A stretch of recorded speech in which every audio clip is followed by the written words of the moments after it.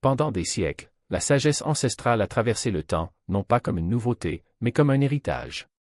Depuis les premiers pas d'Adam après la chute, en passant par les enseignements de Moïse et les réflexions de Salomon, elle reste vivante. Dans un monde obsédé par les preuves concrètes et la science, il y a encore ceux qui sont fascinés par l'occulte, par ce qui ne se voit pas, par ce qui se cache derrière les symboles. Le rosicrucianisme, l'une des traditions spirituelles les plus énigmatiques et les plus durables, nous invite à regarder au-delà du visible, à découvrir des vérités universelles qui vont bien au-delà du bon sens. Ce courant, qui mêle christianisme mystique, alchimie et philosophie ésotérique, propose un voyage transformateur à ceux qui osent plonger dans l'inconnu. Nous suivrons les chemins qui ont conduit à la naissance du rosicrucianisme, entouré de légendes et de mystères, en explorant ses idées centrales et les symboles qui le définissent. Nous verrons comment son influence s'est étendue à d'autres traditions spirituelles, comment il a façonné la franc-maçonnerie et comment ses conceptions résonnent encore aujourd'hui. Au fil des siècles, cette sagesse a été un phare pour les chercheurs, un chemin pavé d'allégories, de manifestes et d'enseignements intemporels. Si vous êtes prêts à entrer dans le royaume du mystère, rejoignez-nous dans ce voyage dans l'essence des enseignements rosicruciens. Le rosicrucianisme n'est ni une religion au sens traditionnel, ni une philosophie purement laïque. Il habite le seuil entre les deux, créant un espace où se rencontrent spiritualité, connaissance de soi, science et mysticisme. À la base, il ne s'agit pas de dogmes ou de rituels rigides, mais d'une structure pour rechercher la gnose, la connaissance intérieure.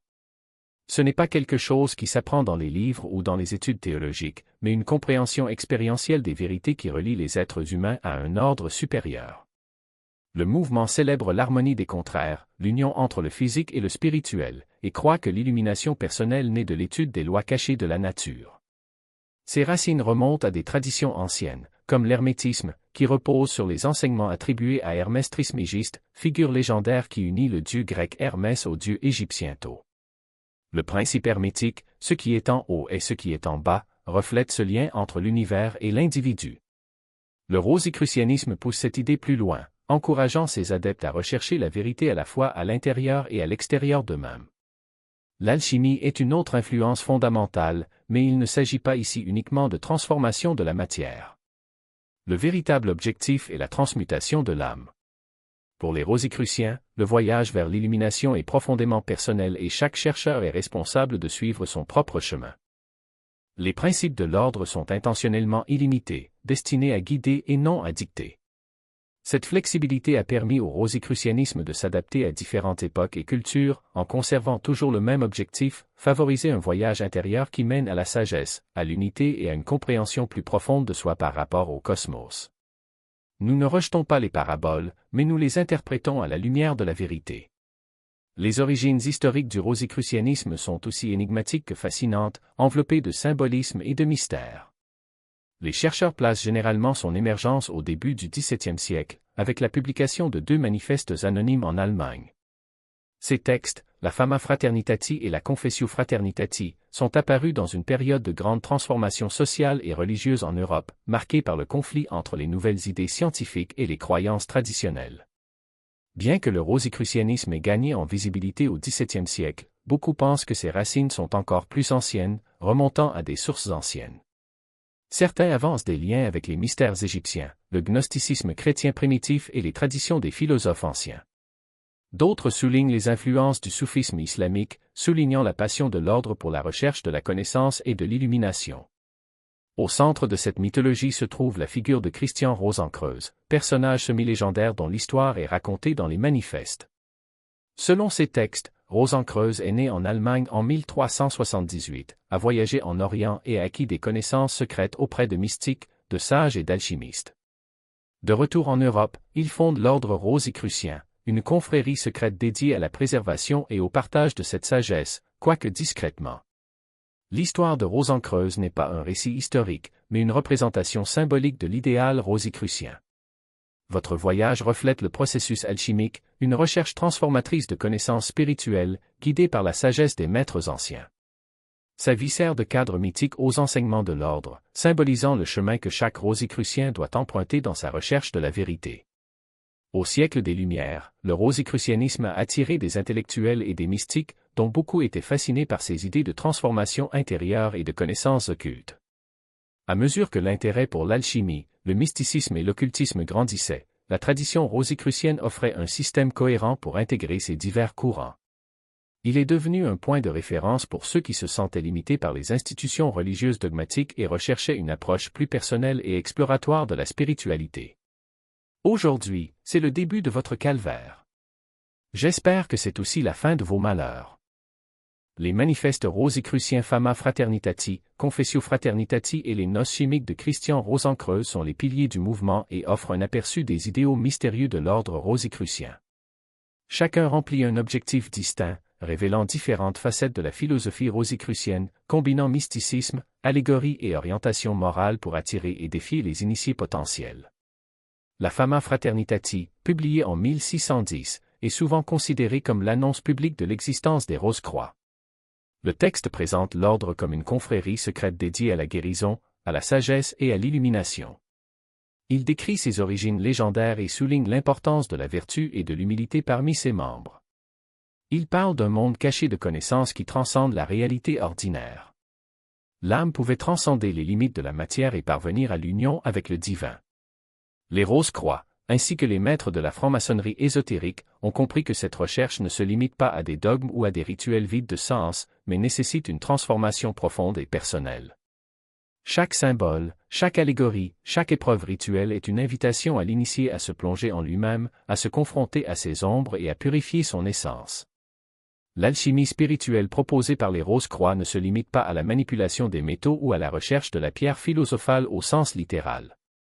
C'est avant tout un miroir de l'âme, un processus de dissolution et de recomposition de l'être. Le mercure, le soufre et le sel, les trois principes alchimiques, représentent des forces internes qui doivent être équilibrées, la volatilité de l'esprit, la passion du cœur et la solidité de la matière. Lorsqu'ils sont harmonisés, ces éléments donnent naissance à leur intérieur, la sagesse qui éclaire le chemin du chercheur. L'influence rosicrucienne sur la franc-maçonnerie ne se limite pas à des emprunts symboliques ou à des adaptations superficielles. Il représente une continuité d'idéaux, un héritage vivant qui relie le mystique à l'initiatique, l'individuel au collectif. Les degrés supérieurs de la franc-maçonnerie, comme celui de chevalier de la Rose-Croix, ne sont pas de simples titres honorifiques, mais des étapes d'un cheminement spirituel qui demande dévouement, humilité et courage. Tout comme le héros des noces chimiques fait face à des épreuves pour réaliser l'union sacrée, le franc-maçon est mis au défi de surmonter ses limites, de transcender l'ego et de devenir un bâtisseur non seulement de temples matériels, mais aussi d'une conscience supérieure. La sagesse rosicrucienne ne s'impose pas, elle se révèle. Il ne s'agit pas d'une connaissance acquise au moyen de formules toutes faites, mais d'une compréhension qui naît d'une expérience directe, d'une intuition éclairée et de la pratique constante de la vertu. Les manifestes n'offrent pas de réponse définitive, mais des clés permettant à chacun de découvrir ses propres vérités. De même, la franc-maçonnerie n'exige pas une foi aveugle, mais une recherche active de la lumière, une volonté de remettre en question, d'apprendre et d'évoluer. L'héritage rosicrucien et maçonnique est avant tout un appel à l'action. Il ne suffit pas d'étudier les symboles ou de réciter les enseignements, nous devons les expérimenter, les intégrer dans la vie quotidienne, leur permettre de transformer notre façon de voir le monde et nous-mêmes. La croix et la rose, la boussole et l'équerre, le vitriol et le phénix, tous ces emblèmes sont des invitations à l'initié à devenir l'alchimiste de son existence, transmuant le plomb des limitations en or de l'illumination. Ainsi, à travers les siècles, la flamme rosicrucienne continue de brûler, non pas comme une relique du passé, mais comme un flambeau vivant qui éclaire les chemins de ceux qui osent chercher plus que la surface de la réalité. Que ce soit dans les temples maçonniques, les sociétés ésotériques ou dans le silence des méditations individuelles, son message reste clair, la vraie sagesse n'est pas à l'extérieur, mais à l'intérieur, et le chemin pour la trouver commence par un seul pas, celui de la transformation de soi. L'évolution de la nature rationnelle pourrait être accélérée, non plus à la merci de processus naturels lents, mais par la volonté consciente de ceux qui cherchent à transcender. Et c'est précisément cette flamme agitée, indomptable qui renaît avec vigueur dans les temps modernes, se réaffirmant non comme un écho lointain, mais comme une voix vivante, capable de dialoguer avec les préoccupations du présent. Aujourd'hui, le rosicrucianisme refait surface comme un phare pour ceux qui rejettent la superficialité du monde contemporain. Des organisations telles que l'Ordre ancien et mystique Rose et Crucis, dont les racines remontent au début du XXe siècle, ont préservé et élargi les enseignements traditionnels, les rendant accessibles sans perdre leur essence. À travers des leçons structurées, des cours et des groupes d'études en personne ou numériquement, l'ordre invite le chercheur à se plonger dans la philosophie mystique, le symbolisme alchimique et les méthodes pratiques de développement personnel. Il ne s'agit pas d'une simple adaptation au monde moderne, mais d'un pont entre la sagesse ancestrale et les outils du XXIe siècle, où la technologie devient une alliée dans le voyage intérieur. Les groupes rosicruciens contemporains mettent l'accent sur la transformation personnelle comme fondement de toute évolution spirituelle. La méditation, la visualisation et les pratiques introspectives ne sont pas de simples exercices, mais des portails vers la connaissance de soi, une invitation à expérimenter par vous-même les vérités auxquelles les maîtres anciens ne faisaient que faire allusion. Après tout, la vraie sagesse ne s'hérite pas, elle se conquiert grâce à l'expérience directe et au courage de remettre en question même ses propres certitudes. Cette approche, qui rejette le dogme et valorise l'expérience individuelle, résonne profondément à une époque où la spiritualité est de plus en plus recherchée en dehors des institutions traditionnelles. Mais l'influence du rosicrucianisme ne se limite pas aux cercles ésotériques. Il imprègne l'ère du temps moderne, se répercutant dans les livres, les plateformes numériques et même dans les conversations quotidiennes sur la découverte de soi, l'unité cosmique et l'alchimie intérieure. Dans un monde fragmenté où beaucoup cherchent du sens dans des approches individualistes, le rosicrucianisme offre une voie structurée, une synthèse de croissance personnelle et de recherche philosophique. Son message, qui unit science et spiritualité, attire ceux qui ne se contentent plus d'explications matérialistes, mais aspirent à une vision intégrant le visible et l'invisible. L'impact de ces enseignements sur le mouvement New Age est également indéniable, où des concepts tels que l'énergie cosmique, la guérison spirituelle et la méditation ont gagné en popularité. Cependant, il est crucial de distinguer la profondeur du rosicrucianisme authentique des simplifications qui l'accompagnent souvent. Il n'y a pas de raccourci ici. Le véritable voyage nécessite de la discipline, une purification intérieure et un engagement inébranlable envers les lois universelles, non pas comme passe-temps, mais comme mode de vie. Il ne s'agit pas de pratiquer quelques heures par semaine, mais de laisser chaque respiration, chaque choix, être guidé par la recherche de l'harmonie entre soi et le cosmos.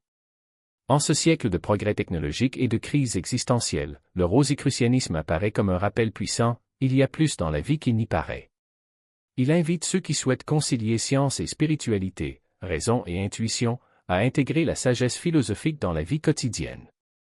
Et bien que le monde ait radicalement changé depuis le XVIIe siècle, le soi-disant rosicrucianisme reste inchangé, un appel à ceux qui osent explorer les mystères cachés dans et au-delà de la réalité matérielle. Son héritage est un héritage de transformation, de curiosité intellectuelle et de mystère, mêlant philosophie, alchimie et christianisme ésotérique dans un chemin unique d'évolution spirituelle. De ses manifestes fondateurs à son influence sur la franc-maçonnerie, le rosicrucianisme nous met au défi d'aller au-delà des réponses toutes faites, de questionner, de chercher. Il ne s'agit pas seulement d'accumuler des connaissances, mais de les transmuter en sagesse, de purifier l'âme jusqu'à ce qu'elle reflète, comme un miroir clair, la lumière divine. Dans ce voyage, nous sommes invités à voir le microcosme que nous sommes comme un reflet du macrocosme, une expression singulière de l'univers. Il ne suffit pas de comprendre le monde, il faut se transformer à travers elle, avec réflexion, compassion et une soif insatiable de vérité. Et si aujourd'hui le rosicrucianisme continue d'attirer les chercheurs, c'est parce que son message est intemporel, l'illumination ne réside pas dans les dogmes, mais dans le courage de regarder à l'intérieur. Pour ceux qui répondent à son appel, le chemin rosicrucien est un voyage qui transcende les époques et les cultures, un voyage vers la lumière intérieure. Et si cette exploration des mystères de la tradition rosicrucienne vous parle, n'hésitez pas à la partager. Il y a encore tant de secrets à dévoiler, tant de vérités à vivre. Restez avec nous alors que nous plongeons dans les profondeurs de l'ésotérisme et de la sagesse ancienne.